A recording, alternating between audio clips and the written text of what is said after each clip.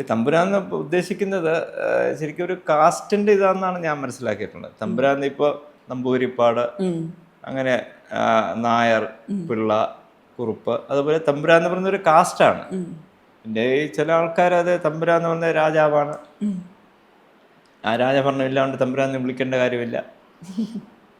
ഓരോരുത്തരുടെ ഇന്റർപ്രിട്ടേഷൻ. ഇപ്പൊ ചിലരെ പറയില്ലേ അമ്പലമില്ല ഈശ്വരനില്ല, ചിലർ ഈശ്വരനുണ്ട് അമ്പലമുണ്ട്. അത് ഓരോരുത്തരുടെ മനസ്സിലുള്ള ഒരു വിശ്വാസം. അപ്പൊ ഞാൻ വിശ്വസിക്കുന്നത് ഇത് കാസ്റ്റാണ്. ഞാൻ ആരെയും പറയാറില്ല എന്നെ തമ്പുരാനെ വിളിക്കണമെന്നൊന്നും. പിന്നെ ചിലതുണ്ട് നാള് പറഞ്ഞു വിളിക്കും.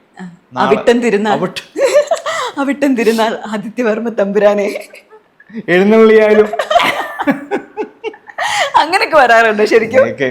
തമാശയൊക്കെ പറയാറില്ല, അങ്ങനെയൊന്നും ഇപ്പോഴങ്ങനെയൊന്നും പറയാറില്ല. ഇതിന്റെ ചില ഈ അമ്പലങ്ങളിൽ ഫംഗ്ഷന് പോകുമ്പോ പത്മനാഭസ്വാമി ക്ഷേത്രത്തില് നമ്മുടെ പേര് ഈ പറഞ്ഞ നാള് വെച്ചിട്ടാണ്.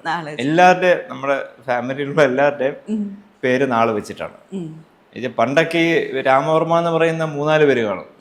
അപ്പൊ നാള് വെച്ചിട്ട് വേണം ഇവരെ അറിയാൻ വേണ്ടിട്ടല്ലേ.